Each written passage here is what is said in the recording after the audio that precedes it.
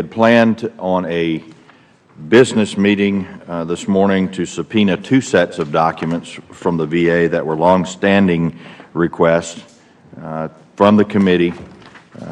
But yesterday, VA delivered information regarding the removal of 6 SES employees for the past 2 fiscal years. This request has been made by multiple members of this committee, including myself, in multiple hearings going back to February. This morning, VA delivered the 2nd set of documents, which I requested via letter in October of 2013. The documents cover the performance reviews for each SES individual for fiscal years 2011 and 2012. Now, although VA's response to my request and your request was delayed, their production of the requested materials is sufficient, and therefore, after consultation with the ranking member, we will no longer be having a business meeting this morning. So this morning's full hearing is entitled Review of Awarding Bonuses to Senior Executives at the Department of Veterans Affairs. And this morning, we're going to examine the outlandish bonus culture at the VA and the larger organizational crisis that seems to have developed from awarding performance awards to senior executives despite the fact that their performance fails to deliver on our promise to our veterans.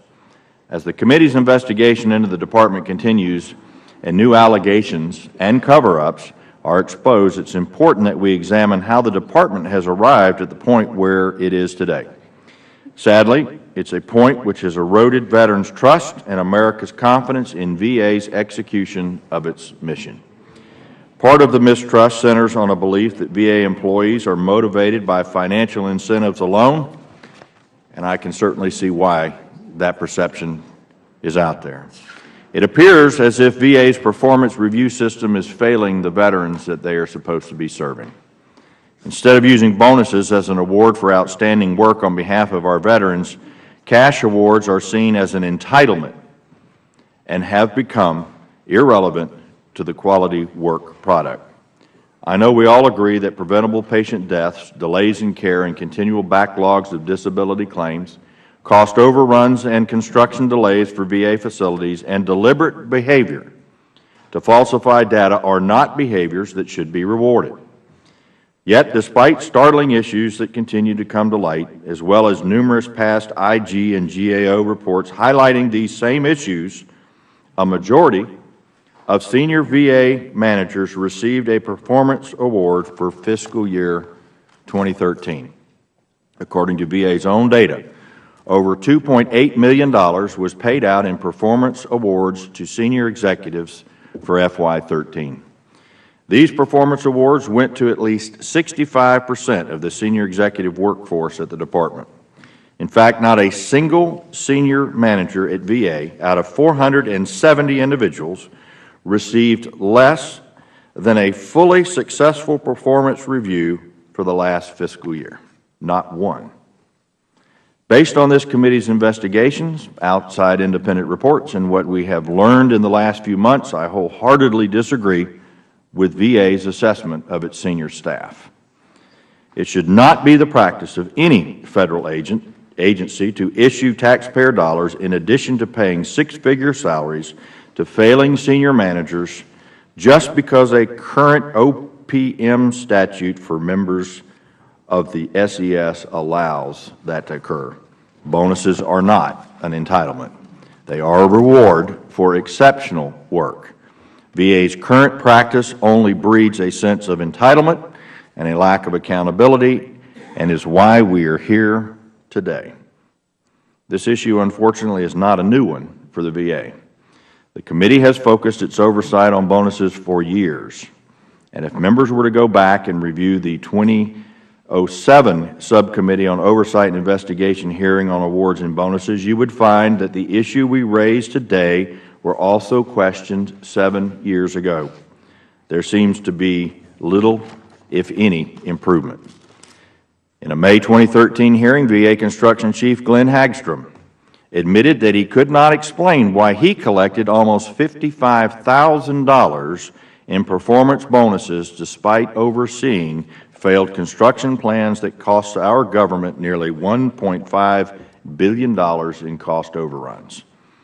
In December of 2012, an investigation by this committee revealed a Legionella outbreak in the Pittsburgh healthcare system that led to at least 6 patient deaths. Nevertheless, the director there, Terry Garrick Wolf, received a perfect performance review, and the regional director, Michael Moreland, who oversaw VA's Pittsburgh operation at the time, collected a $63,000 bonus. To the average American, $63,000 is considered to be a competitive annual salary, not a bonus.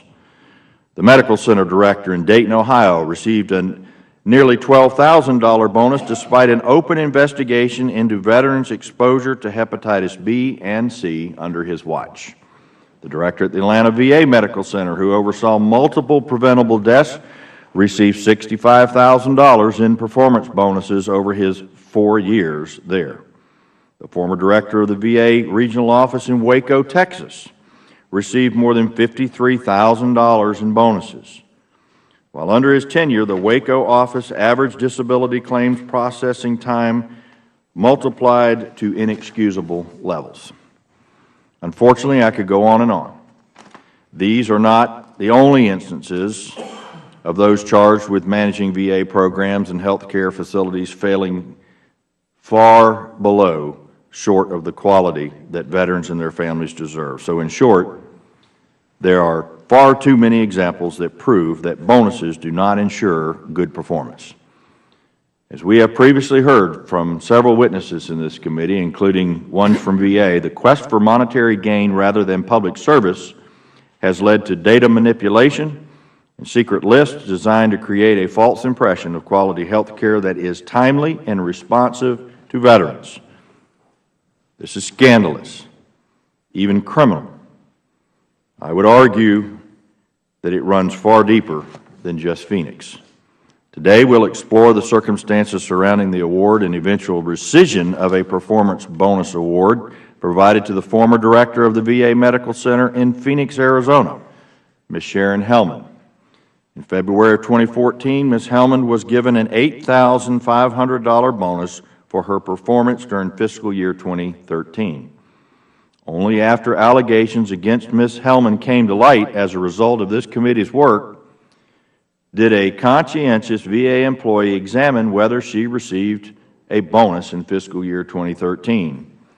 When we questioned the award, VA determined that she was given this bonus due to an administrative error.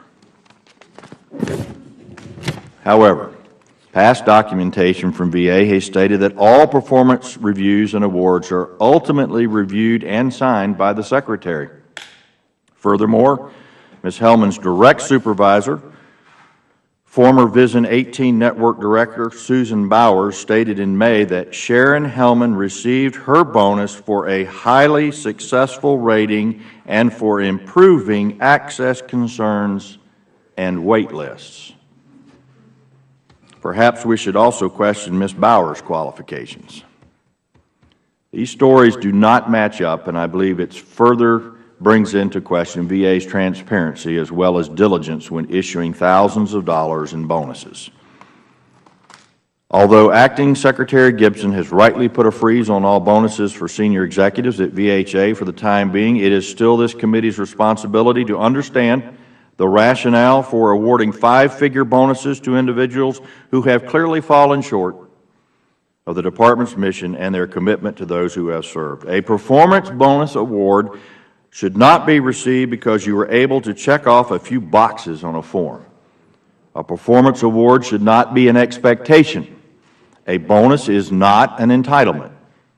Those at the Department of Veterans Affairs are there to serve the veterans and their families. Anything less than the highest possible quality should not be rewarded. Gaming the bonus system is not the business that VA should be in.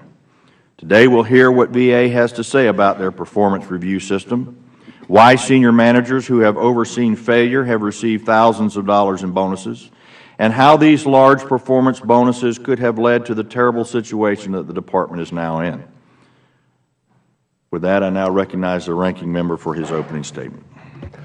Thank you very much, Mr. Chairman, for having this hearing. I want to thank the witness for coming this morning as well. Michael LaBeouf, in his book entitled The Greatest Management Principle Ever, said, and I quote, "The things that get measured are the things that get done." End of quote.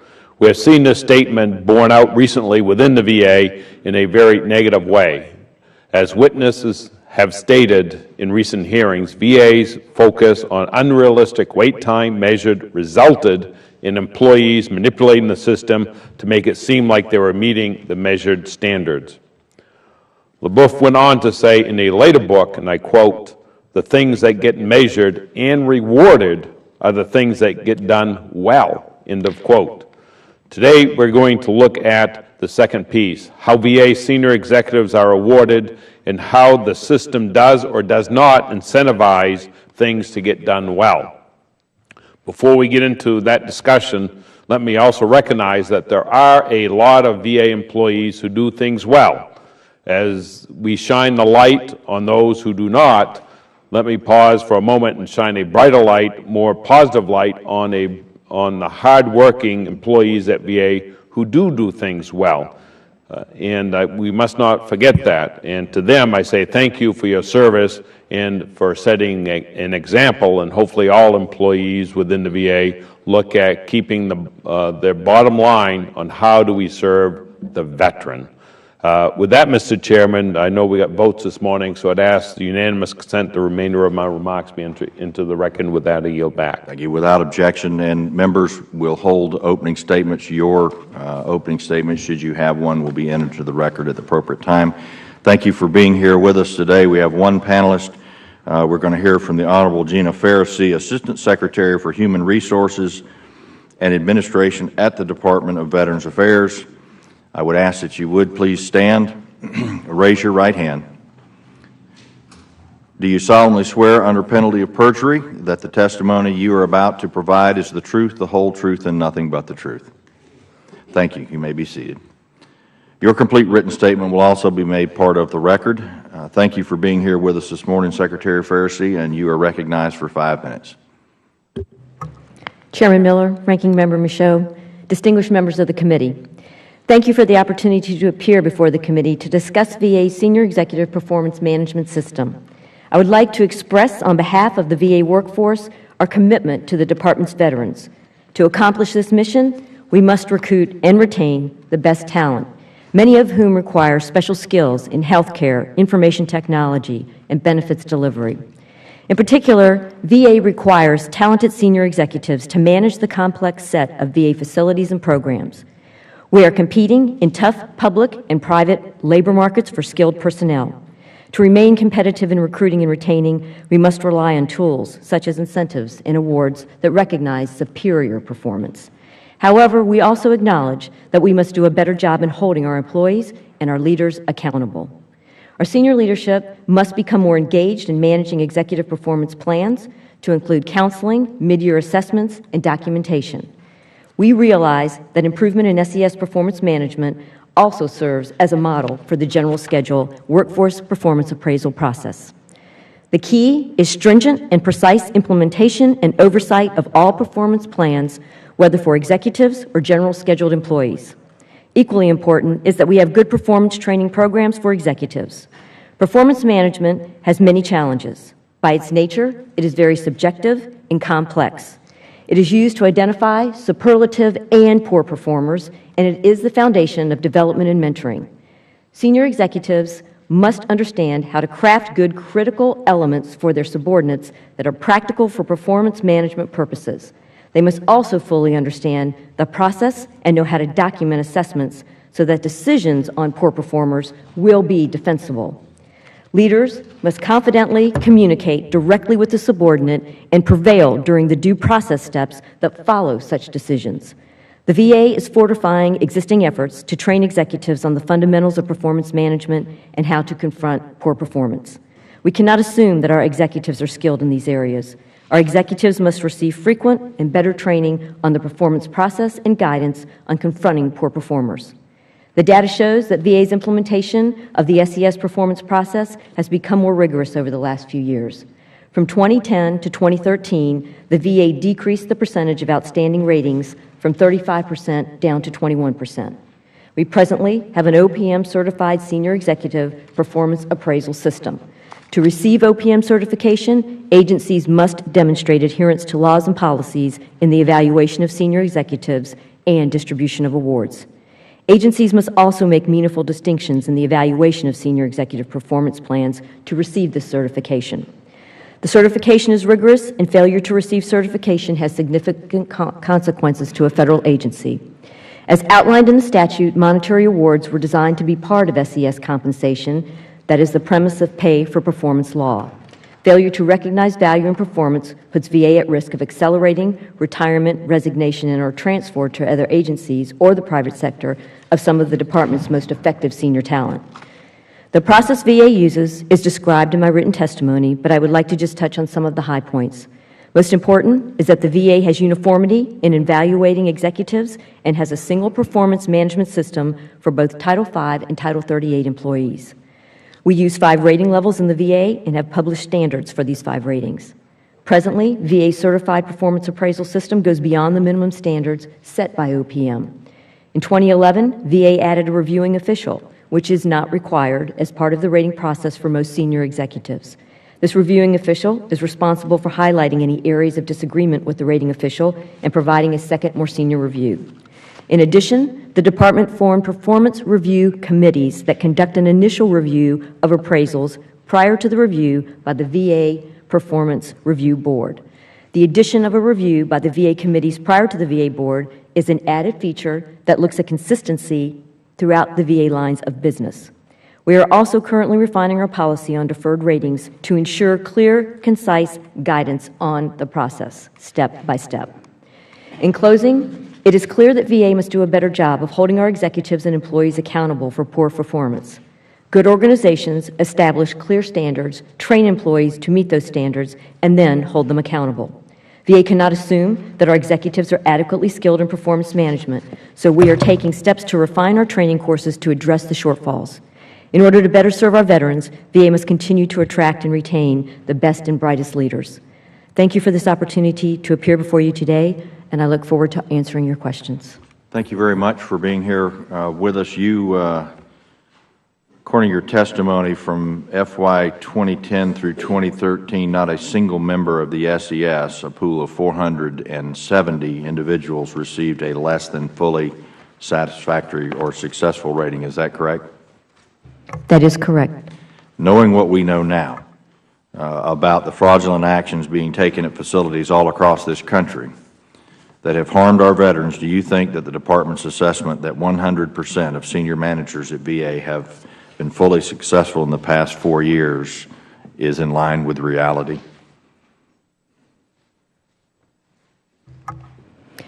Mr. Chairman, if we knew what we knew today at that time, it is unlikely that their performance would have reflected what it reflected at the time the reports were written. Do you go back and change a performance review based on information that's gathered after the fact? Mr. Chairman, you cannot go back and change a rating once it has been issued to an employee as the final rating. Even if there's information that was hidden from the raters? Even if there's information. Is that a law or a rule? It is a law. It's a law that needs to be changed? There are other ways to discipline employees for misconduct. If you find out— Wait. You're telling me if you find out somebody does something that specifically harms veterans, is potentially criminal, that the Department's position is you would not go back and change somebody's rating if you had the ability to do that? If we had the authority, we would use all authorities provided to us. And so my question to you, is that something that you would recommend that this committee do, is to look into having the law changed so that you can go back and change performance reviews? Mr. Chairman, if that was for across the Federal Government, I could agree with that. Well, we're focused on the VA, okay? And VA ain't been doing very well lately. And I would hope that the anger and the frustration that I hear in the Acting Secretary's voice would filter through every employee, and especially in the central office. Things have to change. We can't keep doing it the way it's been being done. I concur, Mr. Chairman. You're aware this committee has spent considerable time looking at the outbreak of Legionnaire's disease in Pittsburgh in the water system, where it has been proven that there are at least 6 preventable deaths. Yes, Mr. Chairman. During this time period, Mr. Moreland, who was then the director of the VISN, had the responsibility of overseeing this facility and was given a one-time $63,000 bonus. Are you aware of that? I am aware of it. During questioning at a September 9th field hearing in Pittsburgh, then Undersecretary Petzel told this committee that it was his understanding that Secretary Shinseki did not have the authority to rescind the bonus, but that he would look into that. Are you aware of that? I am, Mr. Chairman. Did anyone ask you about VA's authority to rescind bonuses prior to Ms. Hellman's case? No, Mr. Chairman. Anyone ask the Office of General Counsel? Mr. Chairman, I'm not aware. It's safe to say that Dr. Petzel then sought his own legal counsel on the matter and then never looked at it at all? Mr. Chairman, I would assume that he discussed this with General Counsel. General Counsel's views, when I have talked to them about rescinding bonuses, that rescinding awards based on a rating that was already given to an employee in finality is we have no authority to take the rating back nor the award, which is a result of that rating. So how did we take Ms. Hellman's bonus back? Ms. Hellman's bonus was erroneously released. The VA does have a standard operating procedure of any employee who has an investigation ongoing that we have been made aware of by the IG or Equal Opportunity or other venues. We put them on a deferred list. Ms. Hellman's name was on the deferred 2013 list. Her rating should not have been released. It was never definitively said that was her final rating. It was not her final rating, and because it was not final, we took the opportunity to rescind that rating. We worked with General Counsel and also OPM.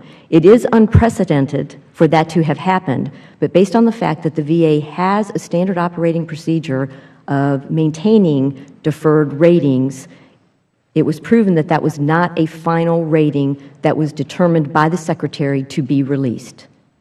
Is it final now? It is not, Chairman. Can you explain why? It was rescinded. Her name is still on the deferred list. Until the investigation is complete, no decision will be made on that rating. And she still is employed by the Department of Veterans Affairs and being paid her full salary? She is, Mr. Chairman. Okay.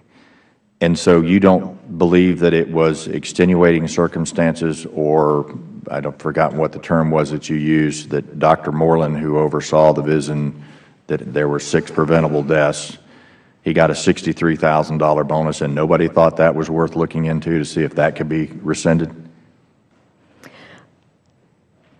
Mr. Chairman, I can't answer that. I wasn't there when that award was given. Okay. Thank you. Mr. Michaud. Thank you very much, Mr. Chairman. Once again, thank you for your testimony.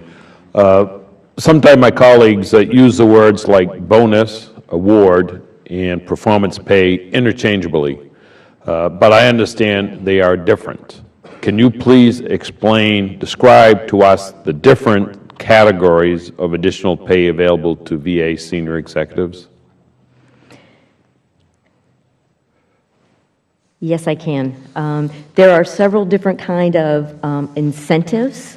There are relocation, recruitment, and retention incentives that can be given in proper situations to employees. There are standards that we must meet in order to provide any of those incentives. For our healthcare doctors and dentists, they receive what is called market pay and performance pay, which are in addition to a base pay. They all have different complex ways of calculation, but a normal Title V employee is not authorized for those pays. That is only for our physicians and our dentists. The Title 38 employees. Title 38, yes, sir. Yep. Can you discuss the performance award bonus initiatives and the tiered pay? The tiered pay for our awards is based on the rating. The highest rating being outstanding, and then exceeds fully successful, and then fully successful. A determination is made by the Secretary at which level he will provide awards based on the ratings. For the last 2 years, employees who received exceeds fully successful and outstanding were the employees who received awards. Those awards are calculated at different percentages. Part of the certification system by OPM requires that there be a differentiation made between levels of performance and those awards that are provided to those employees. Okay. What's the difference between a performance award and a bonus? We don't use the word bonus. We only use the word performance award. So you don't, so just performance award. Who's eligible for them? 'Cause when you look at this issue, and I actually just got the chairman and I received a letter on the 19th from the Senior Executive Association, and actually what was interesting in it is partway through it says, reports proclaiming large bonuses for senior executives at the VA often fail to note that few employees on the list provided are Title V, which are SESs, that the largest, nearly all the large bonuses are for Title 38 employees. So what are the criteria you use to determine who's provided each? I mean, is it different with Title V versus Title 38? Congressman, as far as the bonuses for Title V and Title 38, when we look at our SES performance award system, they are the same. They would fall under the same categories of outstanding, exceeds fully successful, and those percentages. What is different about Title 38 employees is, in addition to performance awards, they can receive market pay and a performance pay that is based on a separate contract if they are a health professional, if they are a physician or a dentist, with their superior at the medical center. So they have things in addition to Title V, which are not they are not a part of the performance appraisal SES system that I was speaking of. Okay. Some of the criteria for OPM certification includes alignment that is linking individual performance objective to organizational mission. The second is results that is performance expectation are linked to outcomes. And number three, the overall agency performance that is linked between individual performance objectives and overall agency performance. If VA receives OPM certification, it must have met these criteria in aggregate. How do you explain the specific failures to this committee that we have that we've discovered recently over the past several months? Congressman, as people received awards based on their performance appraisal, those decisions were based on them meeting critical elements that were written in their performance plans and proven by metrics, the words written in their performance appraisals by their superior. That is what the Performance Review Committee and Performance Review Board saw, basically the four corners of the paper, what was written, and that's what they went by. Okay, thank you, Mr. Chairman. Thank you very much. Dr. Rowe, you're recognized for 5 minutes.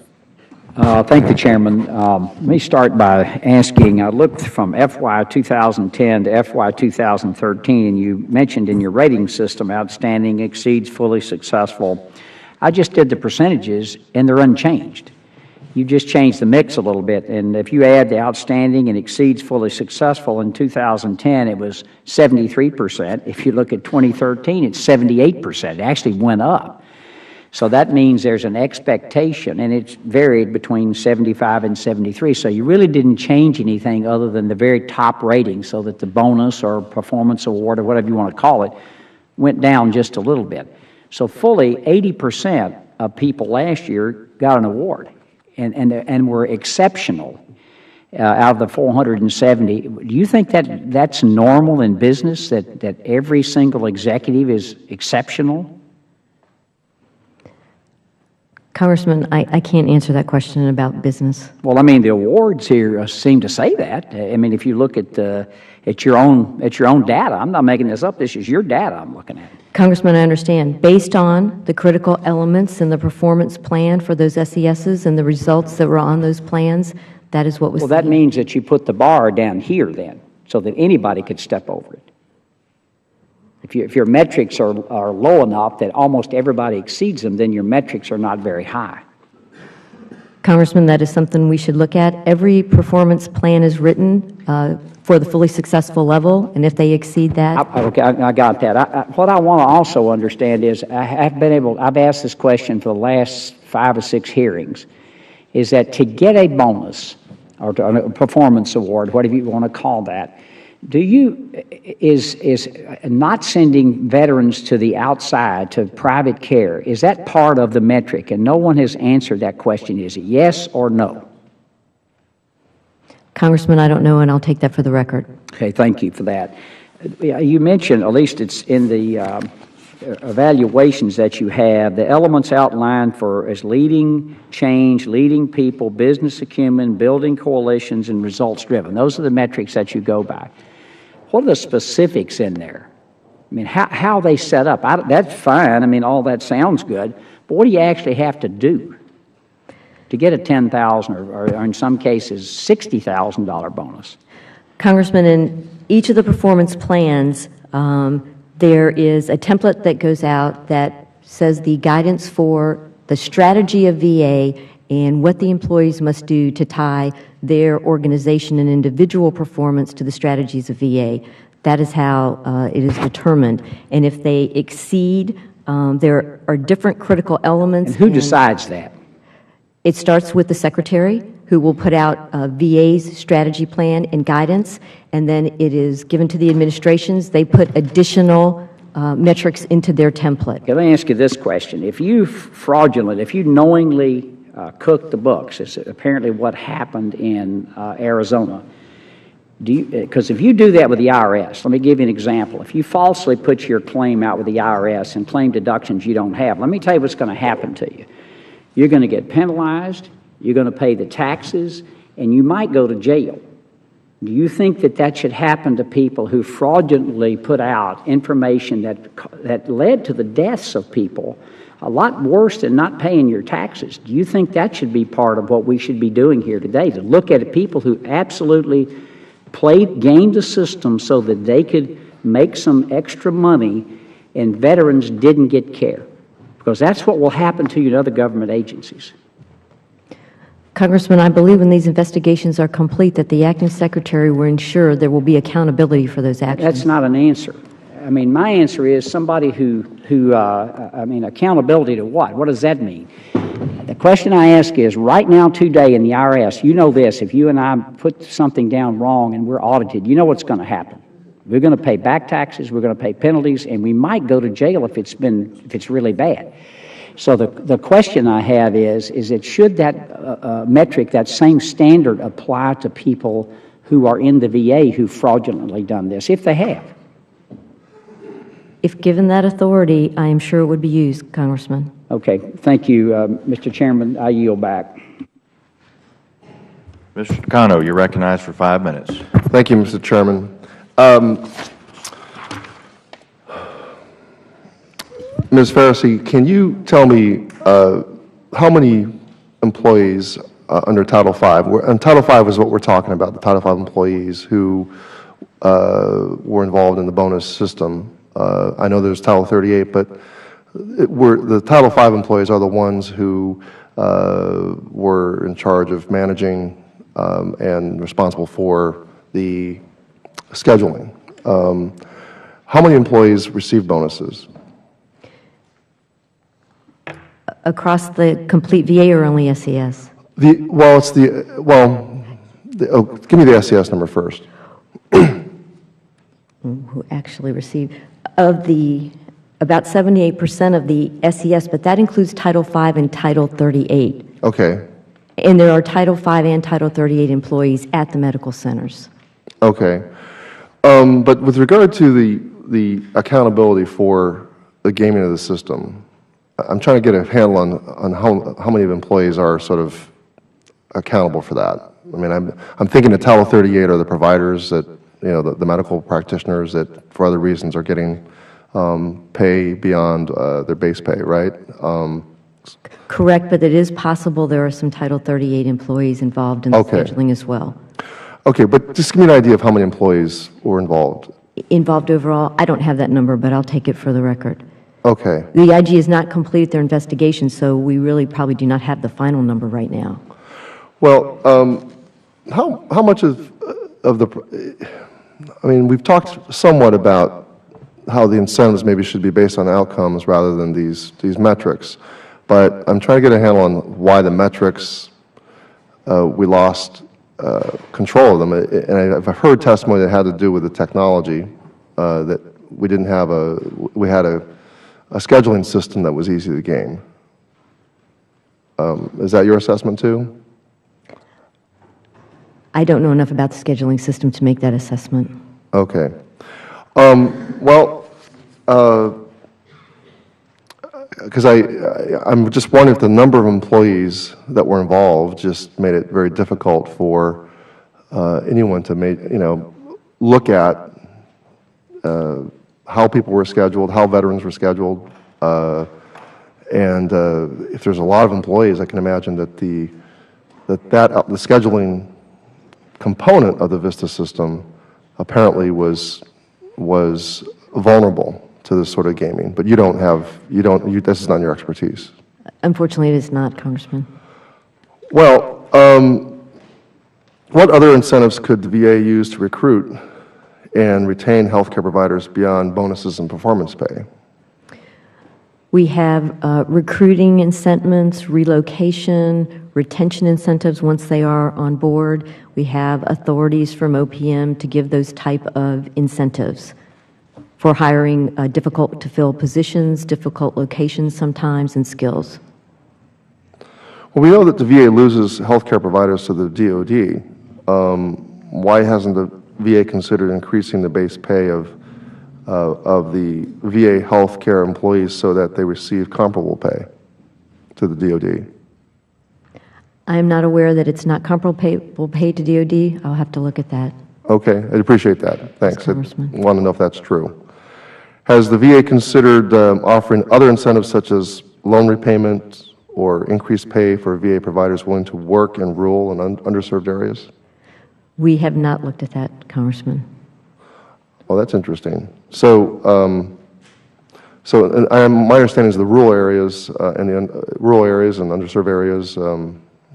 Is this typically? Well, we don't know enough about the investigation to know how this gaming of the system sort of matches up. Whether we're seeing the manipulation of wait times sort of be more prevalent in these underserved or rural areas. What additional professional opportunities could the VA offer its healthcare providers to recruit and retain those who are dedicated to serving veterans? I think we are doing things like market pay, which gives them an additional pay to the base pay, the performance pay, the contracts that they do with their individual superiors. All of that gives them additional pay for us to try to meet the external payments. We'll never meet it, but we do try to make it more attractive. Thank you. Thank you, Mr. Takano. Mr. Runyon, you're recognized for 5 minutes. Thank you, Mr. Chairman. And just really two observations, and I want to say there's probably not a lot of people, and the basis of all these discussions we're having, I don't think there's a lot of people on this committee that really have much faith in a lot of the metrics that we use VA-wide. Because I know we all go to, whether it's our health centers or our regional offices, and are totally confused by any metric they throw at us. And to be able to award performance awards off of those type of metrics are mind-numbing to me. And to go back to what Dr. Rowe really said, and I think you testified to it, you're setting out a template, the secretary is setting out a template. How low is that bar really? Obviously, in my past career, we have performance incentives all the time. We had several tiers of it. We would have two categories, would be likely to be earned and unlikely to be earned, and it would actually count against the salary cap of that team. It wasn't either all in or all out. There were tiers to it. But I just wanted to and I'll end here and then really don't have a question. I just want to say to be able to have something, you're going to set a bar that low and not be able to really truly measure it. You know, incentives are great, and I don't think anybody here would agree that uniformly across the VA that they're being applied equally. And you've said it too, it's very subjective. The basis of it is getting the facts. And I think we're so far away from that at this point. I really don't even have a question for you, because until we fix that, having the discussion about performance incentives, you can't even have the discussion because there's no basis of fact to have it on. So with that, I yield back, Chairman. Thank you very much, Ms. Custer. You're recognized for 5 minutes. Thank you very much, Mr. Chairman, and thank you for your testimony before us today. I'm feeling like we're experiencing what they would call in the academic world grade inflation, or what Garrison Keillor would refer to as all of the children are above average.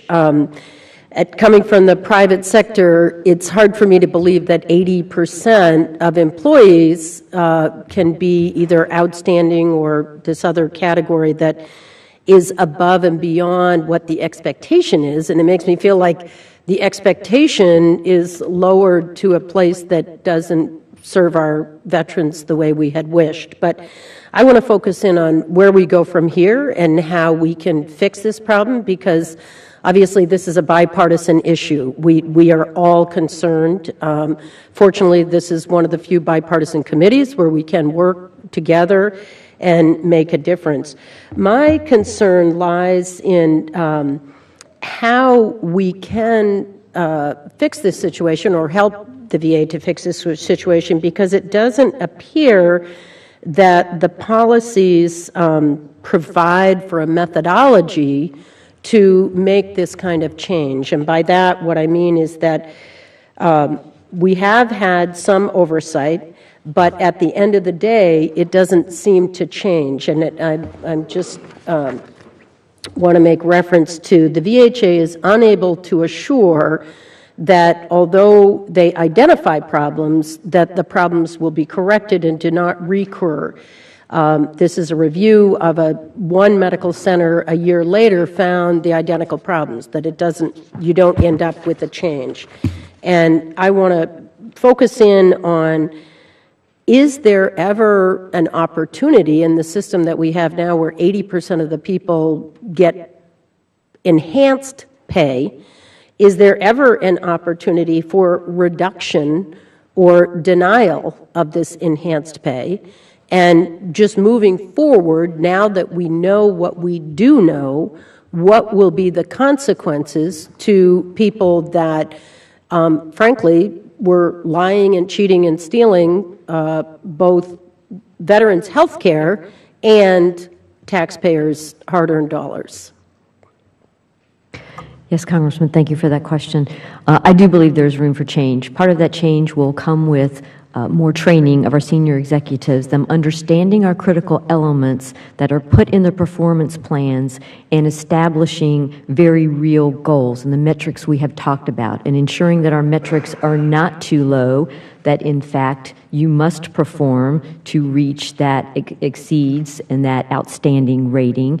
that we pay much more attention. We have now automated the system of the performance appraisal system. I personally could not see them until they came into hard copy previously. This is the first year it's an automated system. We'll have a chance to look at all the metrics in advance.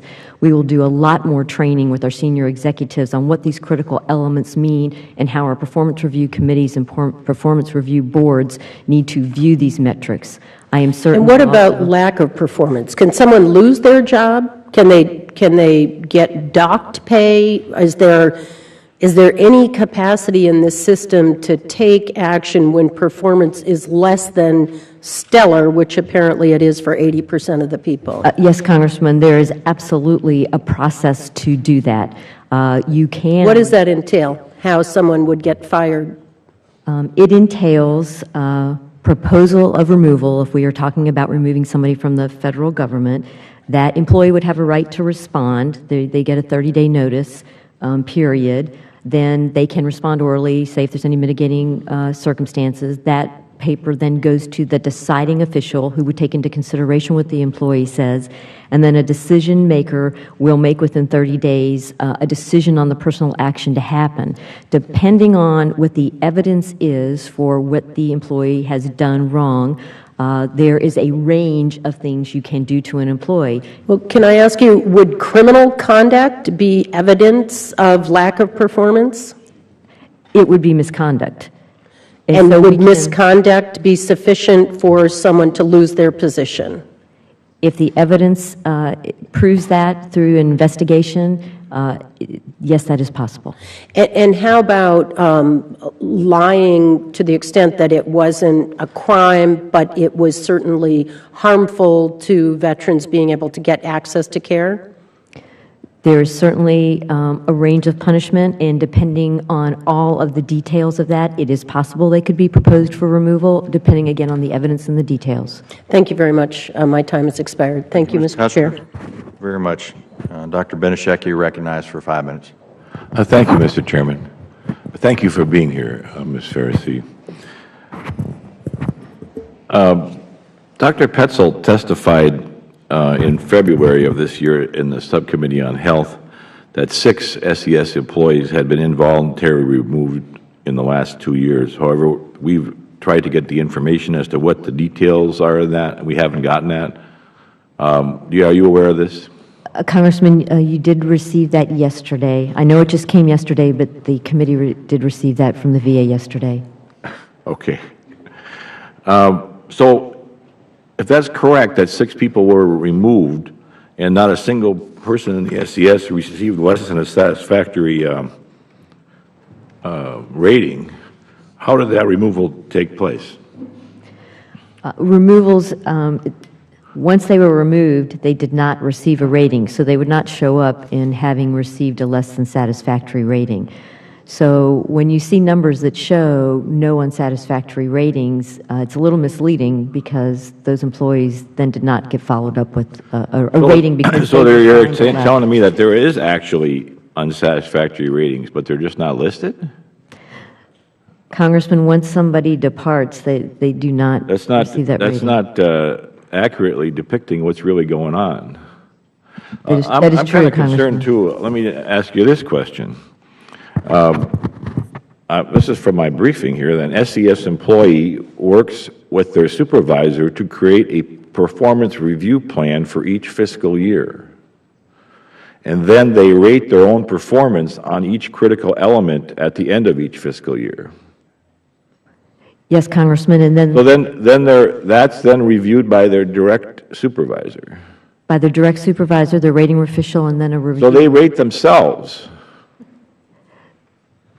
They put down all their accomplishments. Right, but they rate themselves according to this, right? So, and then that process is reviewed by their direct supervisor. It is, and then a superior above that. And then approved or disapproved by that direct supervisor.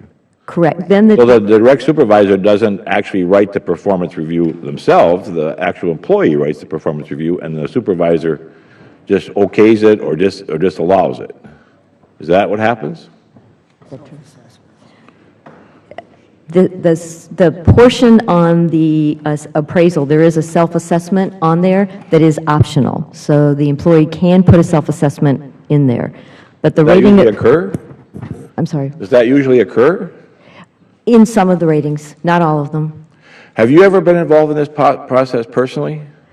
I am just being involved in it since I've arrived at the VA personally. I've just finished doing my own SES appraisal plan.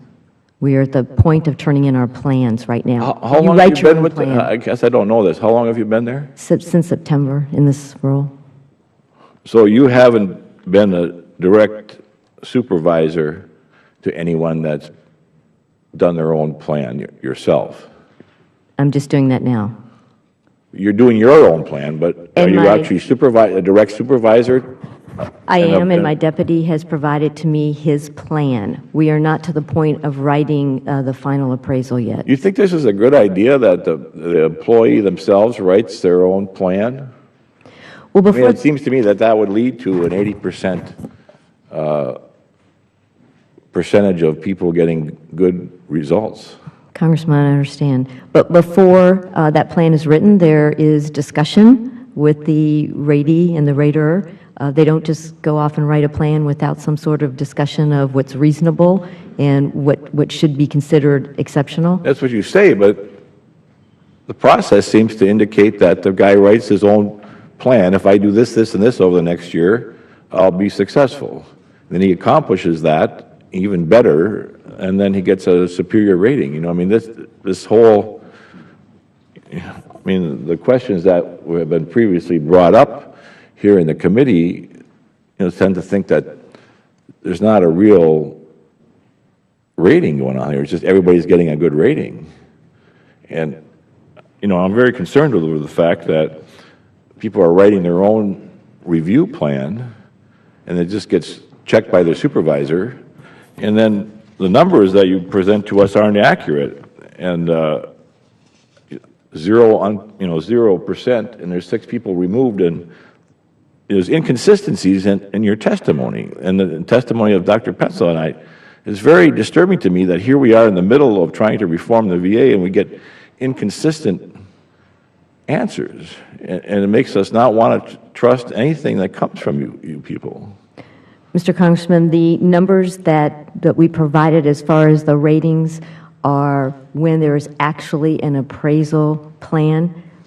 We did not do those on the individuals who departed. That's why they don't show up in the numbers. Well, it's very disappointing to me to get these answers from you two today. I think I'm out of time. Thank you, Dr. Benishik. Ma'am, you said that the self-evaluation or senior executive self-assessment is optional. Are you sure it's optional? As part of that plan, there is... I'm looking at the performance appraisal form, senior executive performance appraisal form. The 3482? Yes, 3482. And there are rating official narrative that is... I guess what I'm looking, the only place I see that's optional is if the person is asking for a higher level review for their pay, or it's optional to put a letter of input. But the other two sections, Section 3, senior executive self-assessment, does not appear to be optional.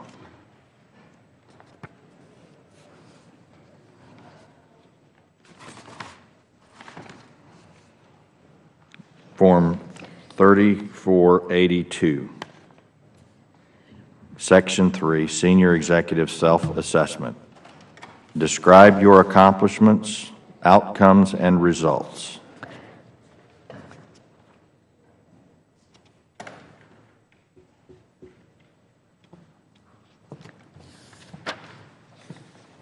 I think you just told Dr. Benishak that was optional. Is it? I'm going to take that back and say I may have misspoken. Can I get back with you on this, Chairman? Yes, you can. Thank you. Thank you very much. Ms. Brownlee, 5 minutes. Thank you, Mr. Chairman, and thank you, Ms. Farisi. So now I understand you've been in this position for a short period of time. Were you in Human Resources with the VA prior to? I was not. I retired from the Army. Thank you. So it's been widely reported in newspapers that a regional director in Pittsburgh, I think, received a performance pay award of $62,000. You're aware of that? I am aware of that. So I'm just trying to do the calculations here, and I will add $62,000. The median income in the county that I represent is $76,000. So I just want to state that for the record. But so if this employee received $62,000 in a bonus, and in your testimony, you said that the performance pay cannot exceed 20% of the base salary for an SES employee. Then, if you do the math on that, then the base salary is over $300,000. Yes, Congresswoman, that award was because of a presidential rank award. And what's special about that? Very few of those are given each year, and So that doesn't follow any of the rules that we have been talking about? and it's not an award given by the VA. I see. So I know this hearing is about performance pay, but there is also a retention incentive pay. Yes, Congresswoman.